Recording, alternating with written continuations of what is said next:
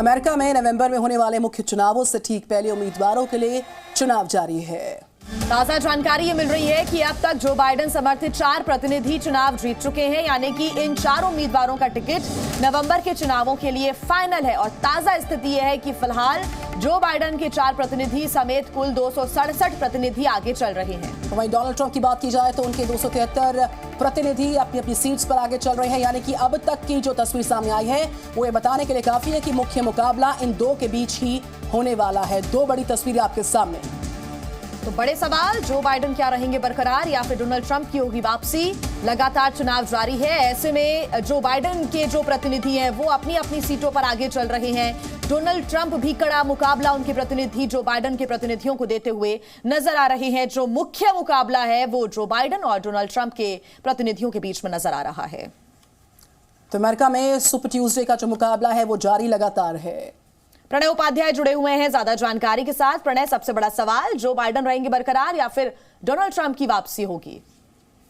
देखिए, ये तो फैसला जो है अमेरिका के चुनाव में होगा, क्योंकि उससे पहले इन दोनों ही कैंडिडेट्स को अपने अपनी पार्टियों के नॉमिनेशन जीतना है, जिसके लिए 1215 वोटों की डेलीगेट वोट की उन्हें जरूरत है। और इस समय जाहिर तौर पर दोनों ही कैंडिडेट अपनी अपनी पार्टियों के अंदर इस नॉमिनेशन को जीतने के लिए बढ़त लेते हुए नजर आ रहे हैं। क्योंकि अगर डोनाल्ड ट्रंप की बात की जाए तो डोनाल्ड ट्रंप निकी हेली से बहुत आगे हैं।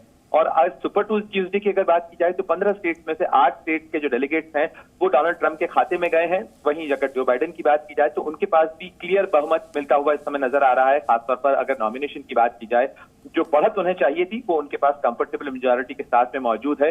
कोई मुकाबला उस तरह से नहीं है, लेकिन निकी हेली और डोनाल्ड ट्रंप के बीच में जो मुकाबला रिपब्लिकन पार्टी के अंदर है उसके अंदर क्लियर जो बढ़त है वो इस समय डोनाल्ड ट्रंप के पास है। जाहिर तौर पर ये जो चीज है ये क्लियर होगी। नॉमिनेशन के लिए 1215 वोट की डेलीगेट वोट्स की उन्हें जरूरत है। और ये जो क्लैरिटी है ये आएगी 12 मार्च के करीब, जब जो फ्लोरिडा का वोट खुलेगा।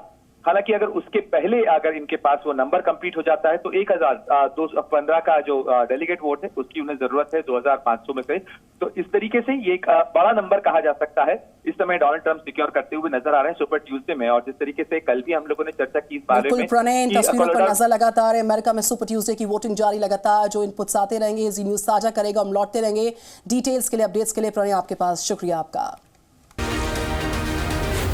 जी न्यूज।